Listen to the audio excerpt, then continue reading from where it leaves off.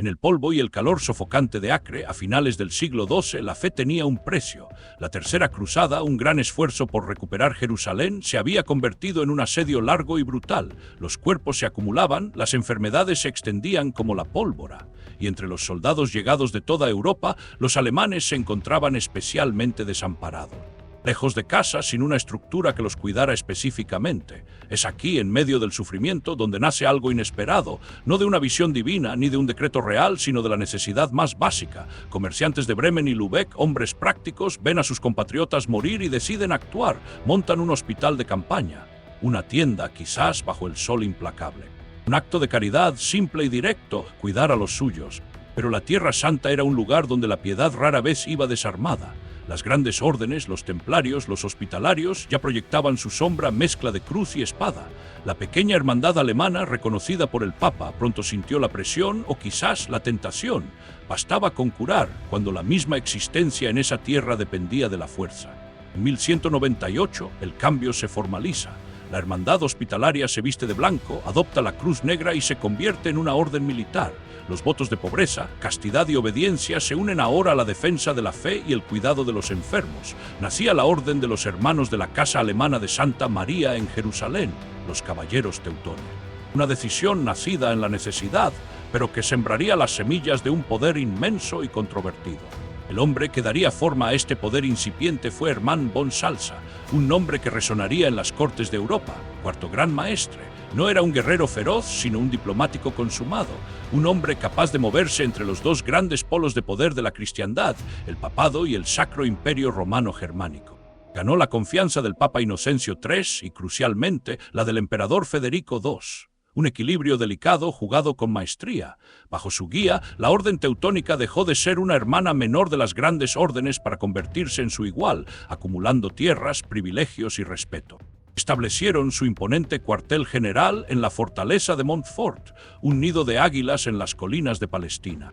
Pero la Tierra Santa, a pesar de ser la cuna de la orden, empezaba a mostrar sus límites. La oportunidad, o quizás el primer error de cálculo, llegó desde Europa. El rey Andrés II de Hungría, necesitado de protección contra las incursiones cumanas, les invita a asentarse en Transilvania. Les ofrece tierras, les pide defensa. Los caballeros aceptan. Construyen castillos, organizan el territorio, imponen su ley. Demasiado bien, quizás. Su creciente autonomía, sus demandas empezaron a incomodar al rey húngaro. En 1225 la invitación se tornó en expulsión. Un primer aviso, su poder podía generar recelo. Fue entonces, con la experiencia húngara aún fresca, que llegó la llamada que cambiaría su destino para siempre. Conrado, duque de Masovia en Polonia, tenía un problema persistente, las tribus paganas prusianas al norte. Incursiones, violencia, una frontera inestable. Ofreció a la orden la tierra de Chelmno como base, a cambio de que pacificaran y convirtieran a los prusianos. Von Salza, astuto como siempre, no se conformó con la palabra de un duque. Buscó la máxima legitimidad, consiguió del emperador Federico II la bula de oro de Rímini y del papa Gregorio IX la bula de Rieti.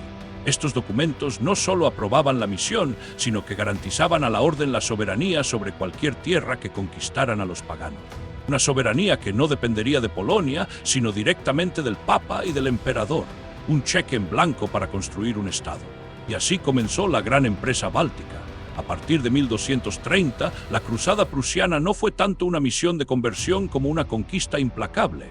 Décadas de guerra brutal. Los caballeros, con su disciplina férrea y su armadura pesada, avanzaron inexorablemente. Los bosques ancestrales cayeron, los santuarios paganos fueron destruidos, las tribus prusianas fueron sometidas, desplazadas o aniquiladas. Sobre las cenizas del viejo mundo, la orden construyó el suyo, el Ordenstaat, un estado monástico único en Europa, gobernado por el gran maestre como un príncipe soberano. Fundaron ciudades, Thorn, Elbing, la poderosa Königsberg. Construyeron castillos de ladrillo rojo, imponentes fortalezas que dominaban el paisaje, símbolos de un poder que se pretendía absoluto y divino. Atrajeron colonos alemanes para trabajar la tierra y consolidar su dominio, germanizando la región. En 1309 trasladaron su capital desde Venecia, donde se había movido tras la caída de Acre, a Marienburg, a orillas del Vístula. Un castillo colosal, la mayor fortaleza gótica del mundo, el corazón de su poder, una declaración de intenciones escrita en piedra y ladrillo. Su expansión no se detuvo en Prusia.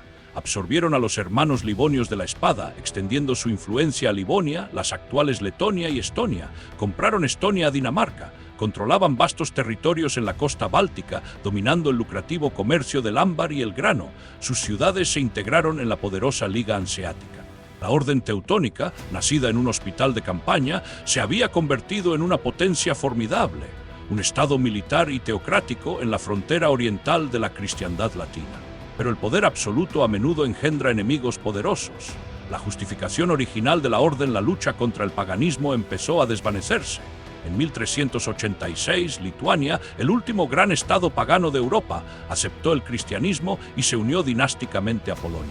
De repente, el vecino del este ya no era un infiel al que combatir, sino un rival cristiano y además unido a Polonia, el reino que originalmente los había invitado y que ahora veía con creciente alarma el poder teutónico en sus antiguas fronteras. La tensión era inevitable, la guerra una cuestión de tiempo. El 15 de julio de 1410, una fecha grabada a fuego en la memoria de la orden. Cerca de las aldeas de Grunwald y Tannenberg, en los campos de Prusia, se libró la batalla que decidiría el destino del Báltico.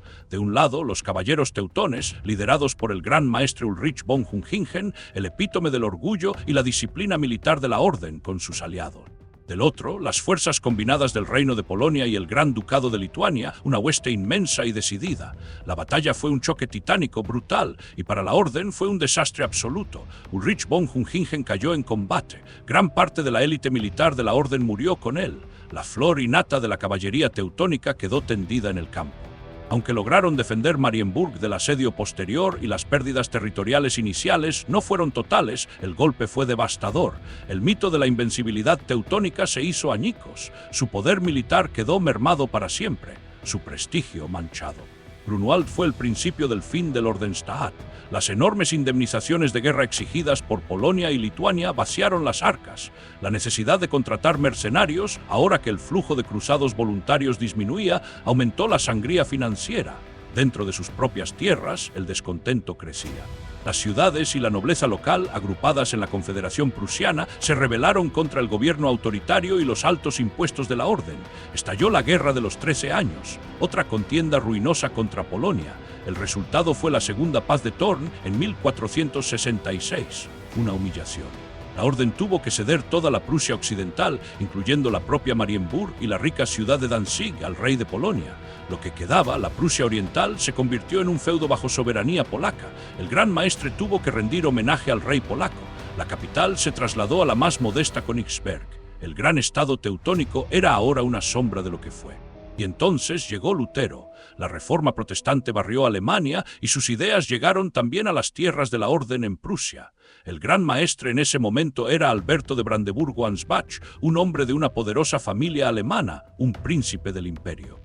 Se encontró atrapado entre la vieja fe católica de la orden y las nuevas ideas que resonaban a su alrededor y quizás en su propia conciencia. En 1525 tomó una decisión trascendental, abrazó el luteranismo y en un acto que conmocionó a la Europa católica, secularizó las tierras prusianas de la orden. Disolvió el estado monástico y lo transformó en el Ducado de Prusia, un título hereditario para él y su familia, aunque aún bajo la soberanía nominal de Polonia. El guerrero monje se convirtió en duque secular. Fue el fin efectivo de la orden teutónica como poder territorial soberano. Pero la orden, la institución, no desapareció del todo. Aquellos caballeros que permanecieron fieles al catolicismo mantuvieron posesiones dispersas dentro del Sacro Imperio Romano Germánico, especialmente en Austria, bajo la protección de los Habsburgo. La sede se trasladó a Mergentheim. Se convirtieron en una orden de corte aristocrática ligada a la vieja nobleza católica alemana. Una existencia más tranquila, pero a la sombra de su pasado glorioso y terrible. Incluso esta existencia disminuida sería interrumpida. Napoleón Bonaparte, redibujando el mapa de Europa, no tenía tiempo para reliquias medievales. En 1809 disolvió la orden en los territorios bajo su control y confiscó sus bienes. Parecía el final definitivo. Sin embargo, la orden demostró una vez más su capacidad de supervivencia, de adaptación. Renació en el Imperio Austríaco en 1834, pero ya no como una orden de caballería. Se reorientó hacia sus raíces más antiguas, las obras de caridad, el cuidado de los enfermos, la vida religiosa. En la década de 1920, abandonó formalmente su carácter militar y se convirtió en una orden clerical de derecho pontificio. Una ironía final, la organización que había forjado un Estado con la espada volvía a centrarse exclusivamente en la cruz y la caridad. El siglo XX trajo nuevos desafíos. Adolf Hitler, a pesar de la fascinación nazi por ciertos símbolos medievales germanos, suprimió la orden en Austria en 1938, quizás por sus lazos con los Habsburgo y su identidad católica supranacional, pero una vez más resurgió tras la guerra. Hoy la Orden Teutónica, bajo su nombre oficial completo, Hermanos de la Casa Alemana de Santa María en Jerusalén, sigue existiendo. Su sede está en Viena. Ya no hay caballeros con armadura ni conquistas ni estados. Hay sacerdotes, hermanas, asociados laicos. Dirigen hospitales, escuelas, trabajan en parroquias. Su lema actual es ayudar y sanar. Un eco directo de aquella primera tienda en el asedio de Acre, hace más de 800 años. Una trayectoria asombrosa, de la caridad en Tierra Santa a la conquista en el Báltico, de un Estado teocrático a una orden aristocrática, de la disolución a la resurrección como institución puramente religiosa, fe, poder, ambición, violencia, diplomacia, adaptación. La historia de los caballeros teutones es la historia de las complejidades de Europa, de las luces y sombras de la fe organizada y de cómo las instituciones, como las personas, se ven forzadas a cambiar o a desaparecer bajo el peso implacable de la historia. Un legado complejo, admirado por unos, denostado por otros, pero innegablemente poderoso. Una sombra larga proyectada desde el corazón de la Edad Media hasta nuestros días.